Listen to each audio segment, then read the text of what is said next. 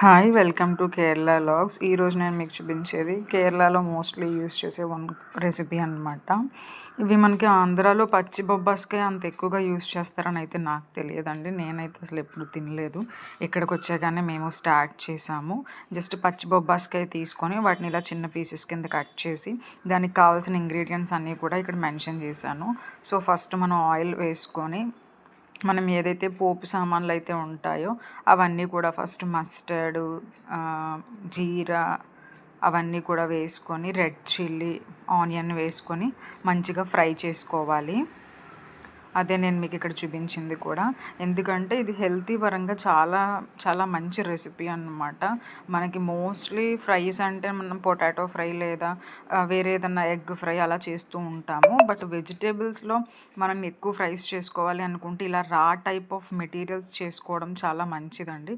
చిన్నపిల్లలకైతే mainly చిన్నపిల్లల కోసం అయితే కనుక ఈ రెసిపీ వాళ్ళకు కూడా బాగా నచ్చుతుంది. పచ్చి బొబ్బాస్కాయ కాబట్టి మేబీ కొంచెం బిట్టర్ టేస్ట్ అనేది ఉంటుంది. దానికోసమే ఇక్కడ కేరళలో మోస్ట్లీ ఇక్కడ నేను చేసే ఆయిల్ అయితే కనుక కోకోనట్ ఆయిల్తోనే చేస్తున్నానండి. సో మామూలుగా ఈ బిట్టర్నెస్ పోవడానికి ఏంటి అని అంటే కనుక కోకోనట్ని కూడా మనం యాడ్ చేస్తాము. మీకు తెలిసిందే కేరళలో కోకోనట్ లేకుండా మోస్ట్లీ ఏ రెసిపీ అనేది అంతగా ఉండదు. అది మీకు తెలిసిందే కదా. సో ఆనియన్స్ అవన్నీ బాగా ఫ్రై అయ్యాక జింజర్ గార్లిక్ పేస్ట్ వేసుకొని బాగా రోస్ట్ చేసుకోవాలి.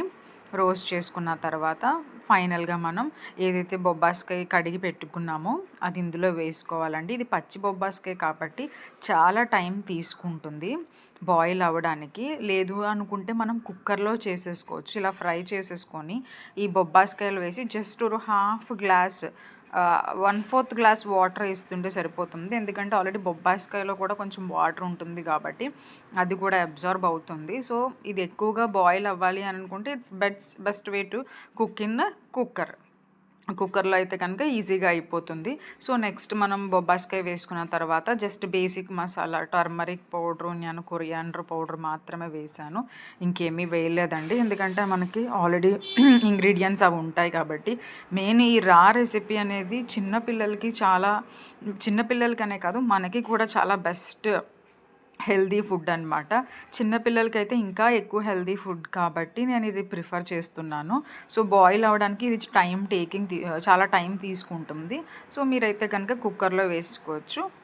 కుక్కర్లో వేసుకొని మంచిగా బాయిల్ అయిన తర్వాత మీకు కలర్ కూడా చేంజ్ అవుతుందండి. కంప్లీట్ ఎల్లో కలర్లోకి చేంజ్ అవుతుంది.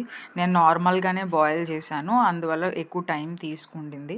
సో ఇలాగా ఆల్రెడీ అందులో ఉన్న వాటర్ వస్తుంది. నేను కొంచెం 1/4 గ్లాస్ వాటర్ కూడా వేశాను. ఆ వాటర్ అంతా డ్రైన్ అయిపోయిన తర్వాత ఫైనల్గా మనం కోకోనట్ వేసుకుంటాము.